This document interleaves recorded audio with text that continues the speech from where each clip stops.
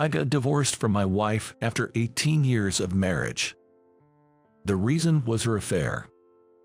When I found out about my wife's affair, I couldn't believe it, and it was quite a shock. But at the same time, I felt it was inevitable. That's because my wife and I were mismatched. My wife, who is the same age as me, is beautiful, capable at her job, and earned more than I did. She must have grown tired of me, who never really get promoted in my career. Especially if I were to get laid off. Many companies are resorting to layoffs in this economy. Turn on the television, and it's all gloomy news. There were talks every week at the company meetings about our difficult financial situation. Yet, I lacked a sense of crisis and felt it was someone else's problem. Then one day, my boss asked me to come to the conference room. What's it about? Did I mess something up? Or is it about starting a new project? Thinking casually like that, I knocked the door at the conference room. My boss pointed to a sofa with an expressionless face and said simply, "Sit there." It was a layoff notice for me.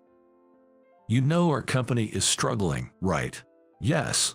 So, we've decided to make significant staff cuts. You're on the list. What? Why me? I don't understand. Why me? I confronted him in a panic. You're young, so you'll have an advantage in finding a new job. Most of our employees are much older. It'll be tough for them to find work now. Just be prepared. Wait a minute, please. The door closed, leaving me behind.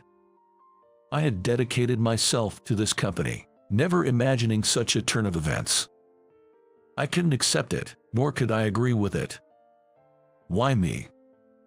I couldn't tell my parents or friends.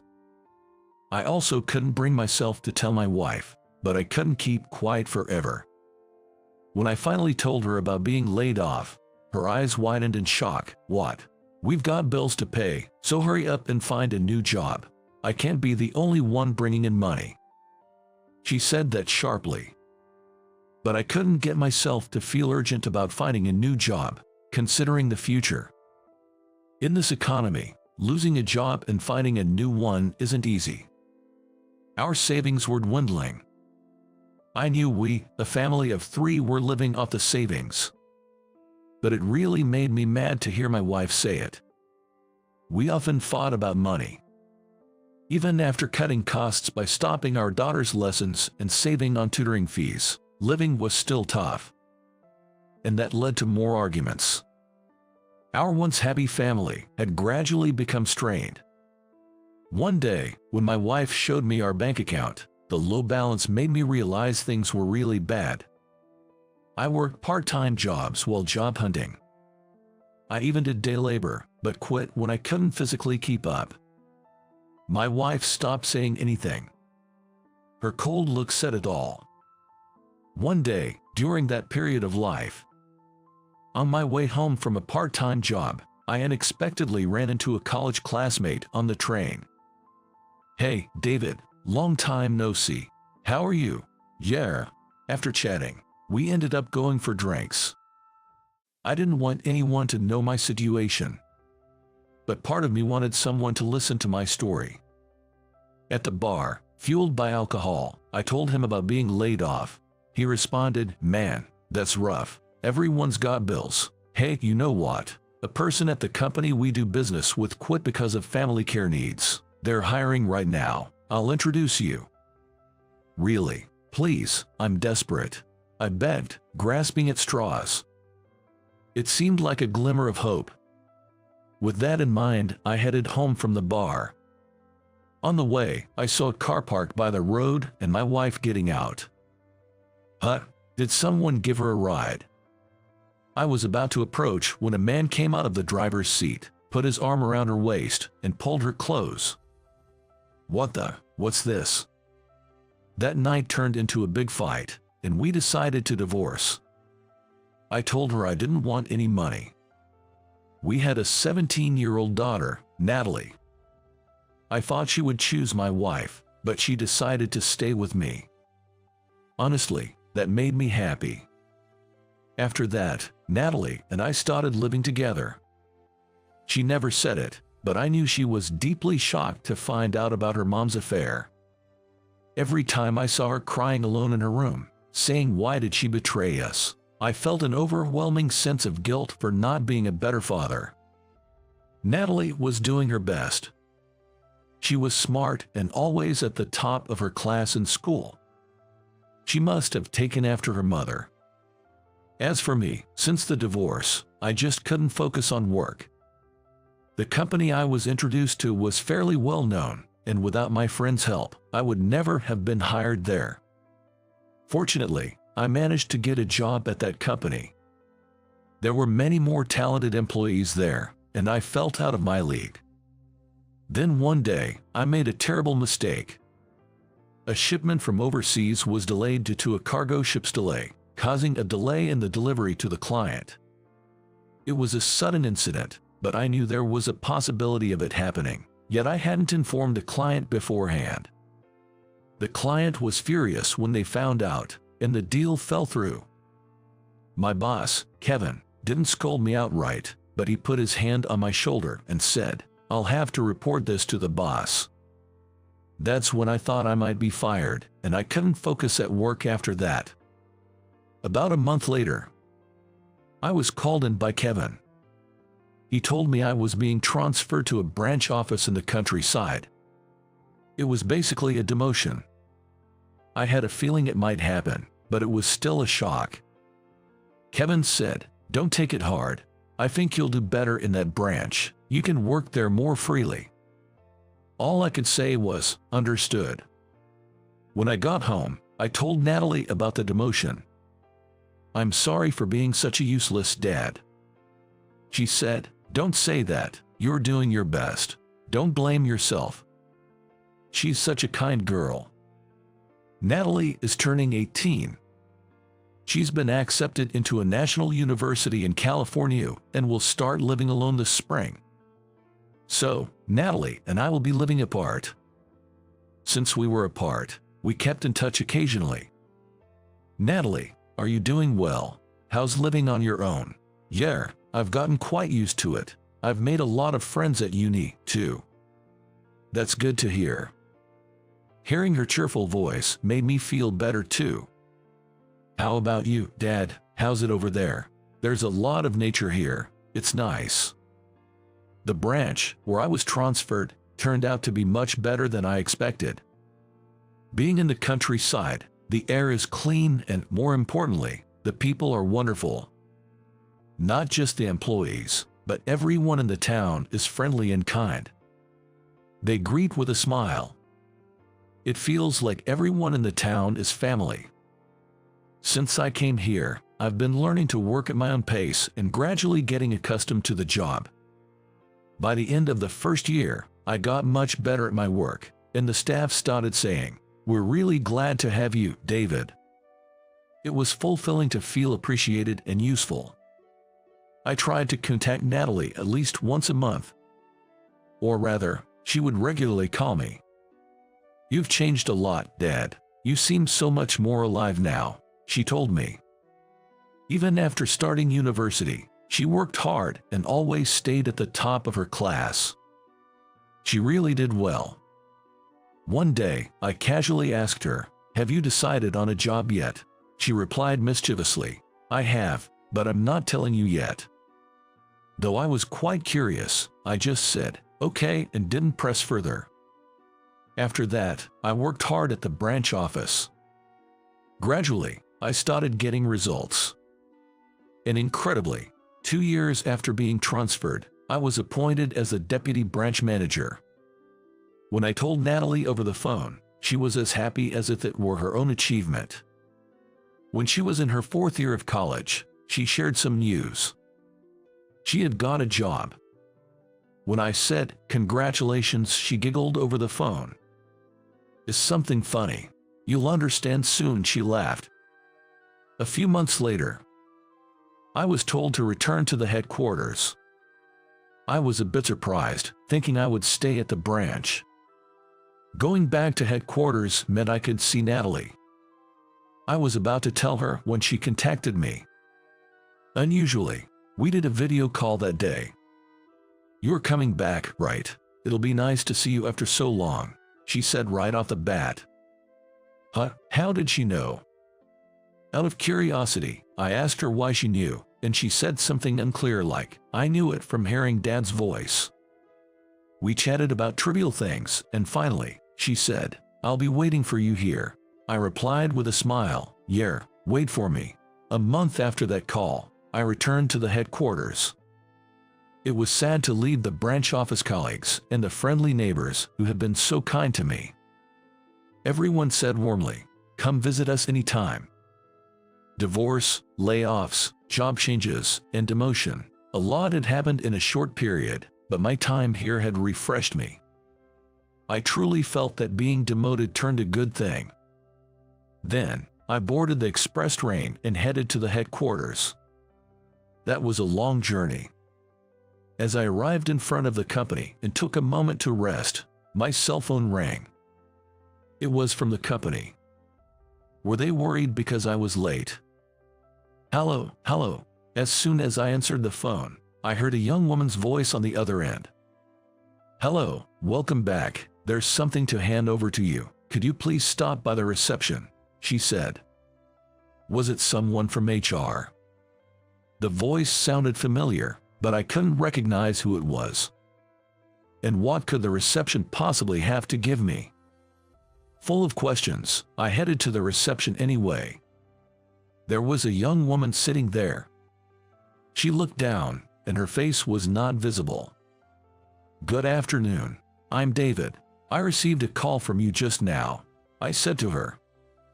Then she looked up, smiling broadly, and said, "Welcome back."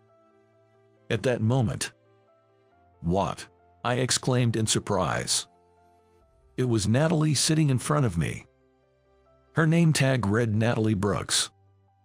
Astonished, I watched as she giggled and said, "I've been working here since this spring." Come to think of it, I hadn't asked her which company she had decided to work for. I never imagined it would be my company. And then she handed me a bouquet of flowers. There was a card with a message, "Welcome back. Looking forward to working with you." "What's this, Natalie?" I felt an overwhelming sense of happiness. Then Kevin also appeared. "Working at the same company with your daughter. That's enviable," he said with a smile. "Welcome back. We're counting on you here." I bowed and replied, "Thank you, I'm looking forward to it too." That evening, I decided to go out for dinner with Natalie, who I hadn't seen in a while. After sitting down and toasting, I asked, "Why did you choose this company? You could have got a better one, couldn't you?" She laughed and replied, "Well, I was worried about you, Dad. I thought I needed to be by your side." "Is that so?" I said, laughing along, and then she continued. "When I went for the interview, Kevin was the interviewer. He recognized me as your daughter right away. He said that you are a very hard-working person." I also learned this from her story. Kevin didn't intend to demote me. He sent me to the countryside branch, meaning for me to take a little break and enjoy the relaxed rural life. At that time, with all that had happened, he thought the countryside branch was a better fit for me. It was his way of being kind. Natalie said, "With such a kind boss, I thought I could work here with peace of mind. That's why I chose this company," smiling. Then, a bit shyly, she added, "Well, the main reason was that I wanted to work at the same company as you." What a sweet daughter. She started working as a receptionist at the headquarters, and her beauty quickly made her popular among the male colleagues.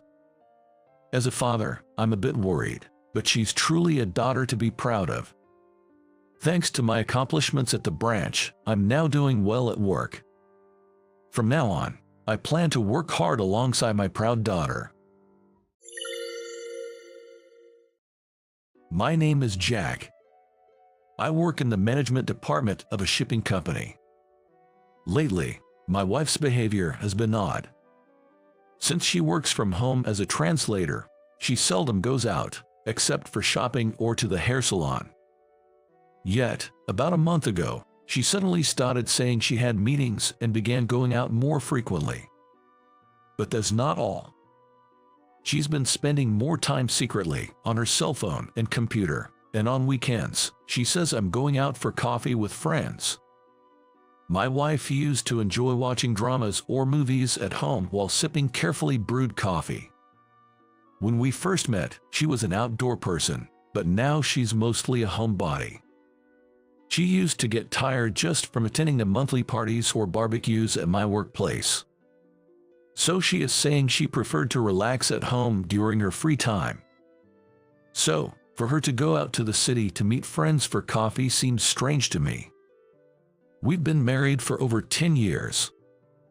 As far as I know, she used to meet friends maybe once every 6 months. Anyone would find it suspicious if a person who rarely went out started doing so every week. And there's more evidence to back it up.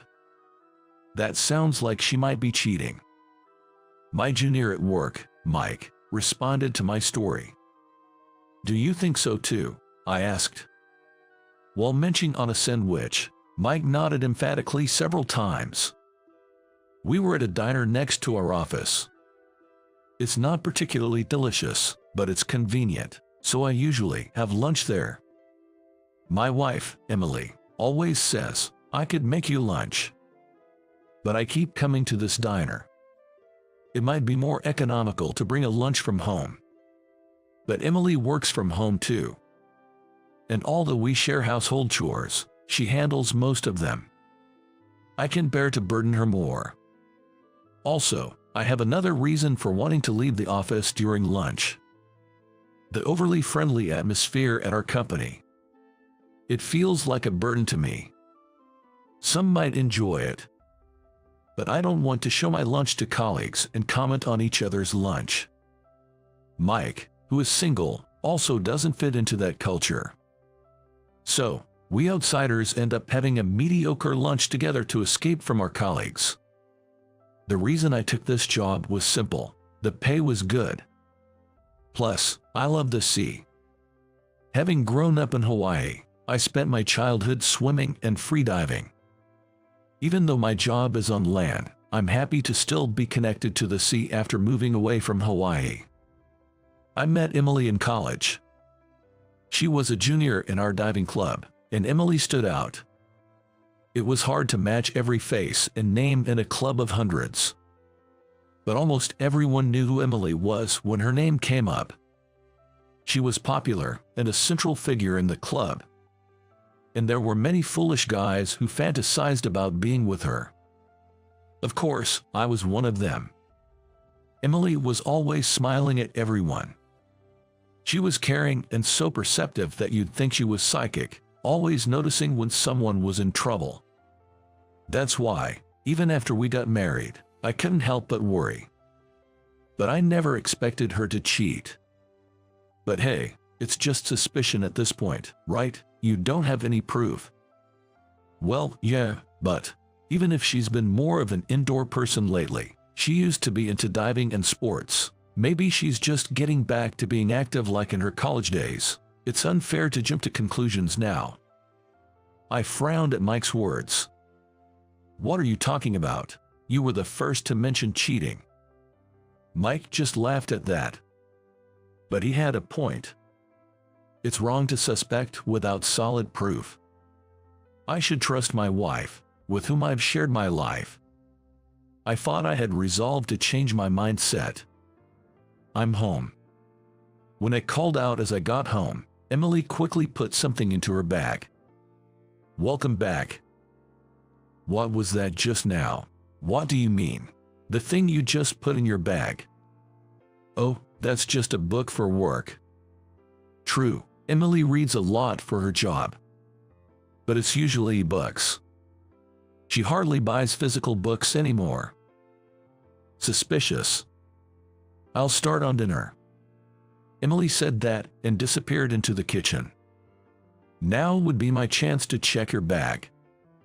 She seemed hurried and was clearly trying to cover something up. It might be evidence of her infidelity.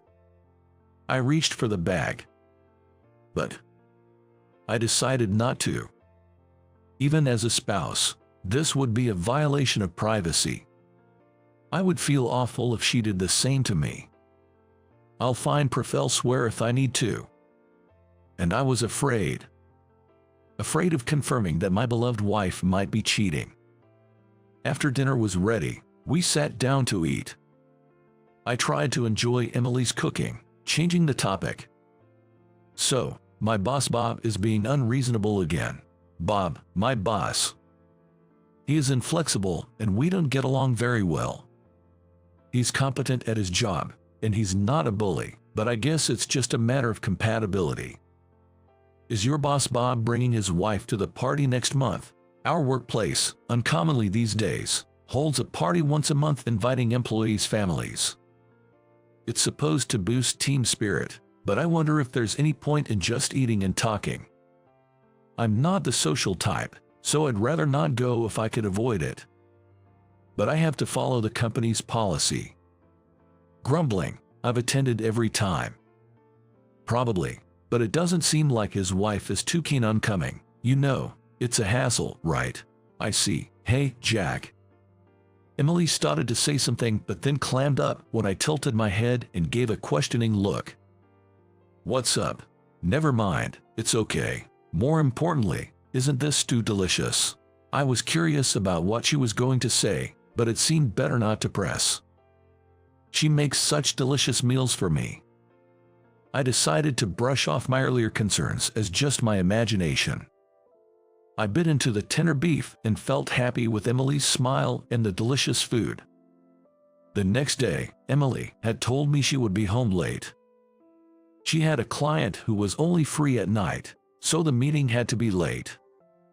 After finishing my work, I took Mike to our usual diner, even though it wasn't lunchtime. I'd like to eat something nicer for dinner, you know. What's wrong with this place? It's not bad, and I get anxious being alone.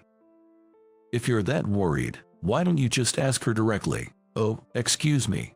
2 beef stew, please. I shook my head at Mike's suggestion, and he sighed heavily. Man, Jack, you're being kinda soft. Don't say things that hit me so hard. 2 beers, please. I intended to drink lightly, but to distract myself from my gloomy mood, I ended up drinking a bit too much. Mike, let's go to one more place. No way, let's head home. In front of a busy train station, Mike and I were having this conversation. Then it happened. Look over there, Mike pointed, and I followed his gaze. There was Emily. Emily was walking closely with a tall man. The guy seemed pretty young. He looked somewhat familiar, but... Jack, let's go, let's follow them. Mike forcibly dragged me along as I stood there, confused. It's too early to conclude it's an affair.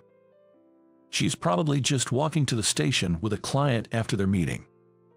With all the recent dangerous incidents, I'd actually be thankful if he's escorting her for safety. My agitated heart was finally starting to settle down. We can hear their conversation. Should we get closer? No, it's fine. It's probably just her work. Jack, look. At that moment, my mind went blank again. Emily and the young man were smiling and shaking hands firmly. Calm down, calm down. They didn't kiss or anything. But, however... Jack, sorry. They've already left. It's okay. Everyone shakes hands, right? Oh, want to go for another drink? No, it's fine. Thanks, though. I thanked Mike and decided to call it a night. When I got home, Emily had already returned and was on the phone in the bedroom. I couldn't help but listen in, though I knew it was wrong. I could only catch bits and pieces of Emily's conversation. Just now. So happy. Can't wait. Want to. These keywords could be interpreted in many ways. But my heart was already dominated by suspicion and mistrust, making it sound like a secret rendezvous was being planned. Okay, talk to you later. Emily hung up the phone. I went back to the entrance as if I had just come home and called out. I'm home. Emily came out of the bedroom with a smile, saying welcome back, and headed to the kitchen. I glanced at the bedroom where the door was left open. There was Emily's cell phone, tossed on the bed. I swallowed hard and picked it up. Then I opened a call log. There it was, sender. I hardly slept that night. My mind was filled with nothing but bad thoughts, and I felt dizzy even though I was lying down. You look pale. Are you okay? Yeah, I'm fine. Heading out. Riding the train, my thoughts were a mess. It's pathetic to suffer this much without any solid proof. If she really is cheating, what should I do? As I walked through the company's entrance, Mike came running up from behind. Jack, there, I found him, from yesterday, you know. The one. He must have been quite rushed. Panting heavily, Mike tried desperately to tell me something. Mike, calm down and explain, please. Oh, come on, just follow me. Mike pulled me back the way we came. Near the entrance, he stopped and pointed. Look, there were two security guards. One was an older man and the other, the one from yesterday, walking with Emily. He had a friendly face, reminiscent of a small dog, and a well-built physique. Definitely the man Emily was shaking hands with. He wasn't a client after all. But I couldn't believe he was one of our security guards. As I watched for a moment, the older man began to move. I followed and approached him. Excuse me. The older man turned and nodded at me. Is that other security guard? Sander, right. But the man shook his head. No, that's not his name. He answered suspiciously and made a troubled face. If that wasn't Sander, then who is Sander? Could there be a third man? Or is this person lying to me? No good, I'm losing my mind over this. I need to find evidence. I must get evidence. So, I decided to monitor Emily and the young security guard. But since that day, Emily stopped going out. Did she find out I was investigating? No, that can't be it. But still, it's strange how her frequent outings suddenly stopped. It must be because I'm so stressed. I've become so paranoid because I'm overwhelmed. I should ask Emily. I'm scared to hear the truth, but I need to ask to feel at ease. That's the only way left. I steeled myself. I need to talk to you. That night, when I brought up the topic after coming home, Emily looked momentarily anxious. But she seemed to sense something. She looked me straight in the eye and opened her mouth heavily. I'm sorry. My heart sank at Emily's words. What is she apologizing for? Was she really cheating? No way, right? My mouth trembled and my throat tightened, unable to speak. I've been meaning to say this. I just couldn't bring myself to. I didn't want to hear any excuses. I felt a surge of anger and nausea, wanting to run away. But I had to hear the truth from Emily. So, I asked her. Since when? 2 months ago. Didn't you feel guilty? Just a little. Just a little, after doing something like that. I'm sorry, I didn't think it would hurt you so much, Jack. A wave of hot rage washed over my cold body. Of course it hurts. I can't believe Emily would cheat. Then, Emily looked puzzled. Confused, I stuttered. Cheating? What do you mean? You can't just play dumb now. Wait a minute. I haven't been cheating. Oh, Emily seemed to realize something, nodding several times before facing me again. Did you see me with another man? Yes, with a young man, looking happy. That's not it. That man is my teacher. What? According to Emily's explanation, the man she was walking with near the station was indeed a security guard from my company. No mistake about it. But he wasn't a lover or anything. He was her teacher. The lesson is sign language. Emily showed me several sign language textbooks lined up on the desk.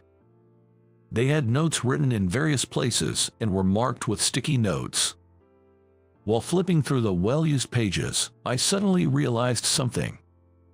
"Is it for Bob's wife?" At my question, Emily nodded. Bob's wife lost her hearing in an accident a few years ago and is hard of hearing.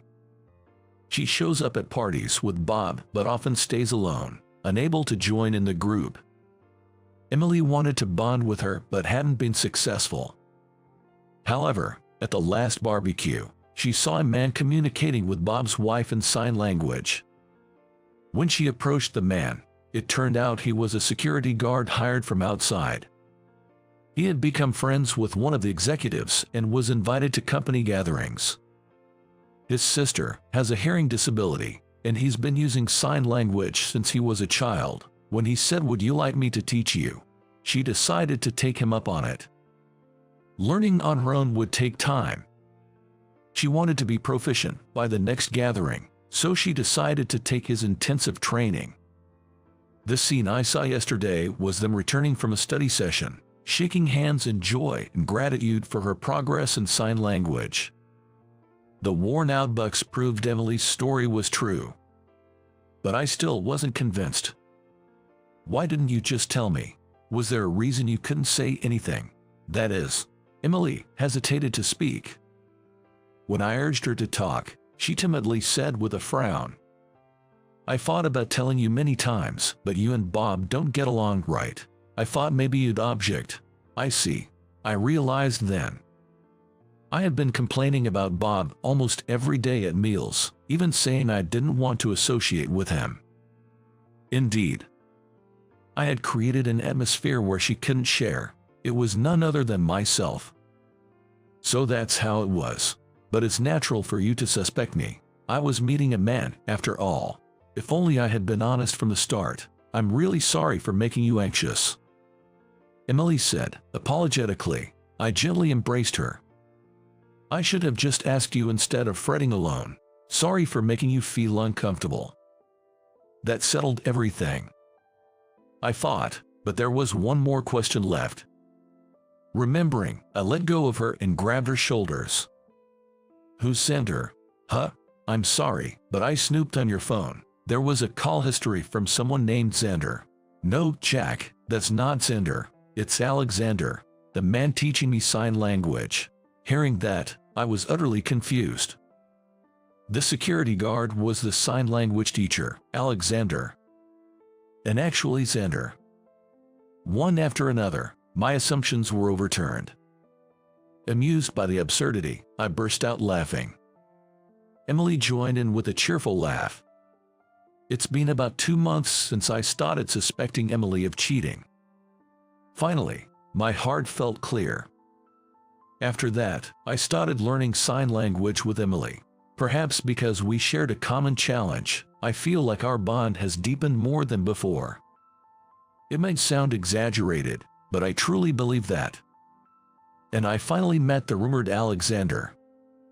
He's a very serious and nice young man, and when he learned that I had suspected him, he apologized profusely. At his gesture, both my wife and I felt embarrassed and ended up apologizing instead. It was a bizarre scene, with everyone apologizing though no one was at fault. Then came the day of the next gathering. This time, it was a standing party. As usual, I attended with my wife, Emily. As soon as we entered the venue, I saw Alexander waving and calling out, "Jack, Bob and the others are already here. I'll wait here for you." Bob was deep in conversation with some executives near the entrance. Looking around, I found his wife leaning against the wall at the edge, looking down. Emily smiled and nodded when I glanced at her. Bob's wife looked up at us, tilting her head in uncertainty. "Hello." I greeted her using the sign language I had learned. "My name is Jack. Would you like to talk?" She looked at me wide-eyed. Then her somber expression brightened as she returned the greeting. "Hello." Her smile made me feel warm inside. I'm glad I learned sign language. Seeing her so happy made it all worthwhile. The weather is nice today, isn't it? Maybe I should have worn lighter clothes. There's some delicious-looking cake over there. Alexander joined in, and ordinary small talk flew back and forth, all in sign language. I wondered how lonely Bob's wife must have been all this time. Surrounded by so many people, yet unable to easily join in conversations. But she's not alone anymore. So many people want to talk with her. Emily made this passable. I can't compete with her. Her talent is in healing others' hearts like this. The party, filled with more smiles than usual, was brimming with happiness. The next day, Bob came to my desk. He handed me a box, almost pushing it into my hands. Take this. It was a beautifully wrapped assortment of sweets. My wife wanted your wife to have this. From your wife, thank you. Jack, thanks for yesterday.